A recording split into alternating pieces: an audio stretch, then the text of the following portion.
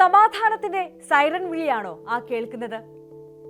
വർണ്ണവിവേചനത്തിനെതിരായ പോരാളി, സമാധാന നൊബേൽ ജേതാവ് ദക്ഷിണാഫ്രിക്കൻ ആർച്ച് ബിഷപ്പ് ഡെസ്മണ്ട് ടുട്ടു ഒരിക്കൽ പറഞ്ഞിട്ടുണ്ട്, നിങ്ങൾ സമാധാനം ആഗ്രഹിക്കുന്നുവെങ്കിൽ ശത്രുക്കളോട് സംസാരിക്കൂ, മിത്രങ്ങളോടല്ല. അങ്ങനെ ചില ചിരവൈരികൾ ചർച്ചകൾക്ക് തയ്യാറായിരിക്കുകയാണ്, സമവായത്തോട് സമരസപ്പെടുകയാണ്.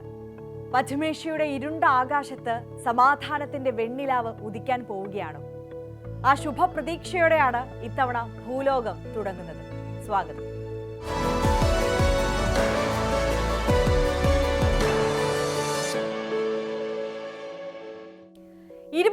മാസം നീണ്ട രക്തച്ചൊരിച്ചിൽ, നിലയ്ക്കാത്ത നിലവിളികൾ. പശ്ചിമേഷ്യയിലെ കലാപഭൂമിയിൽ ഒടുവിൽ സമാധാനം പുലരുകയാണോ? ട്രംപിന്റെ വെടിനിർത്തൽ കരാറിന് ഇസ്രായേൽ സമ്മതം അറിയിച്ചെന്ന് അവകാശപ്പെട്ടതിന് പിന്നാലെ ചർച്ചകൾക്ക് തയ്യാറാവുകയാണ് ഹമാസ് എന്ന സൂചനകൾ വരുന്നുണ്ട്. മുൻപ് 2 തവണ ധാരണയിലെത്തി പാളിപ്പോയ വെടിനിർത്തൽ കരാറാണ്. ഇത്തവണ എന്താകും? ഹമാസ് എന്തിന് സമവായത്തിലെത്തണം? 24 മണിക്കൂറിൽ തീരുമാനം അറിയിക്കണമെന്ന ട്രംപിന്റെ അന്ത്യശാസനയിൽ ഭയപ്പെട്ടോ ഹമാസ്?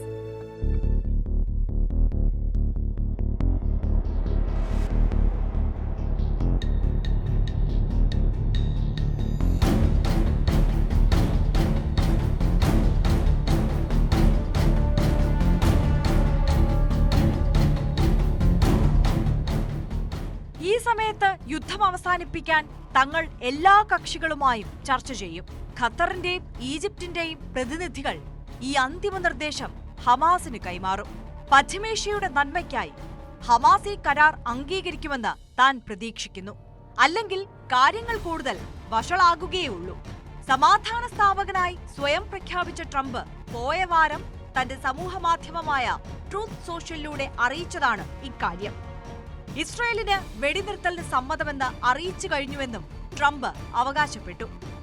ബാക്കിയുണ്ടായിരുന്നത് ഹമാസിന്റെ ഊഴമാണ്. 10 ദിവസം കഴിഞ്ഞിട്ടും മിണ്ടാതിരുന്ന ഹമാസിന് ഒടുവിൽ ട്രംപ് അന്ത്യശാസനം നൽകി. താൽക്കാലിക വെടിനിർത്തൽ സമ്പൂർണ്ണ യുദ്ധവിരാമത്തിന് വഴിയൊരുക്കുമെന്ന സുരക്ഷാ ഉറപ്പ് നൽകിയാൽ കരാറിന് തയ്യാറെന്ന് ഹമാസ് മധ്യസ്ഥരോട് പറഞ്ഞുവെന്നാണ് റിപ്പോർട്ടുകൾ.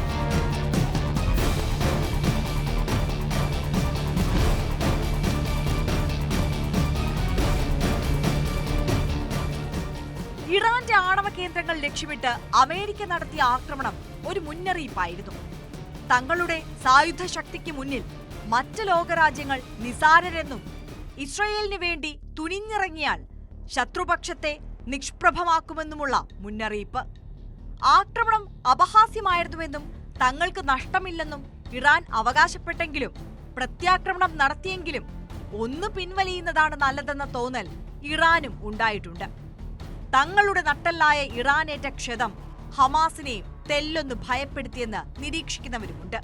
അതുകൊണ്ടാകാം ഹമാസിന്റെ സമവായ സമരസമെന്ന് കരുതേണം.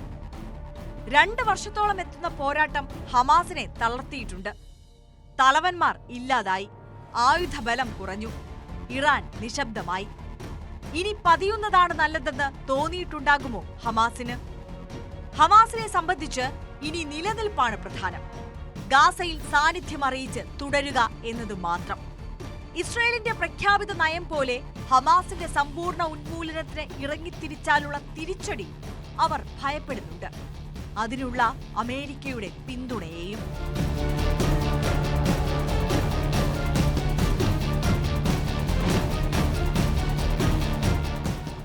ഇറാനുമായി നടന്ന ഏറ്റുമുട്ടൽ രാജ്യത്ത് ബെഞ്ചമിൻ നെതന്യാഹുവിന്റെ ശക്തി ഊട്ടി ഉറപ്പിച്ചെങ്കിലും 2023 ഒക്ടോബറിൽ ഹമാസ് ഇസ്രായേലിൽ കടന്നുകയറി 251 ഇസ്രായേലികളെ തട്ടിക്കൊണ്ടുപോയി ബന്ദികളാക്കിയതും 1200-ലധികം സാധാരണക്കാരെ കൊന്നൊടുക്കിയതുമായ സംഭവം നെതന്യാഹുവിന്റെ രാഷ്ട്രീയ ജീവിതത്തിന് ഏൽപ്പിച്ച കറ മായ്ക്കാവുന്നതല്ല. ബന്ദികളെ മോചിപ്പിക്കാനാകാതെ പോയതിലും പ്രധാനമന്ത്രിക്കെതിരായ രോഷം അവശേഷിക്കുന്നുണ്ട്. പലസ്തീനികൾക്കും ഇറാനികൾക്കും നേരെ നടത്തിയ മനുഷ്യത്വരഹിതമായ ആക്രമണങ്ങളിലും അതൃപ്തിയുള്ള ഒരു വലിയ വിഭാഗം ഇസ്രായേലിലുണ്ട്.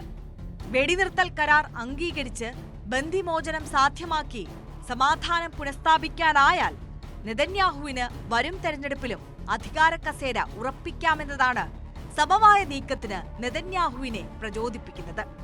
സമാധാന സ്ഥാപകനായി നിന്ന് ചിരകാല സ്വപ്നമായ സമാധാന നോബൽ നേടിയെടുക്കുക എന്ന ലക്ഷ്യത്തിലേക്കുള്ള ദൂരം കുറയ്ക്കുക എന്നതാണ് ട്രംപ് കണ്ണുവെക്കുന്ന നേട്ടം.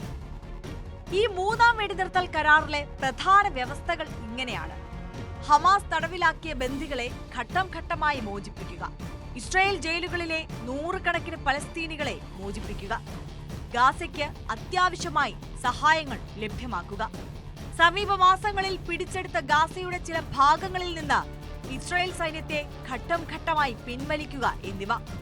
എന്നാൽ ഇത് എത്ര കണ്ട് നടപ്പാക്കുമെന്നാണ് കണ്ടറിയേണ്ടത്. ഹമാസിന്റെ സമ്പൂർണ്ണ നിരായുധീകരണമാണ് ഇസ്രായേൽ ലക്ഷ്യം.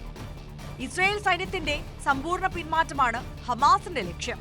അതിനിടയിലെ മലർപ്പൊടിക്കാരന്റെ സ്വപ്നമാകുമോ ഈ വെടിനിർത്തൽ കരാർ?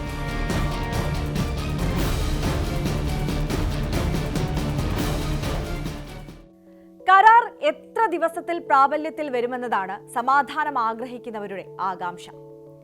കാരണം വെടിനിർത്തൽ കരാർ എന്ന ട്രംപ് പ്രഖ്യാപനം വന്നതിന് പിന്നാലെ ആക്രമണം കടുപ്പിച്ചതാണ് ഇസ്രായേൽ. 21 മാസത്തിൽ കൊല്ലപ്പെട്ടവരുടെ എണ്ണം 60,000-അടുത്തെത്തി. പട്ടിണി മരണം വേറെയും. ഈ നിരപരാധികൾ എന്തു പിഴച്ചു? എത്രയും വേഗം അധികാരികൾ ധാരണയിലെത്തട്ടെ, സമാധാനം പുലരട്ടെ.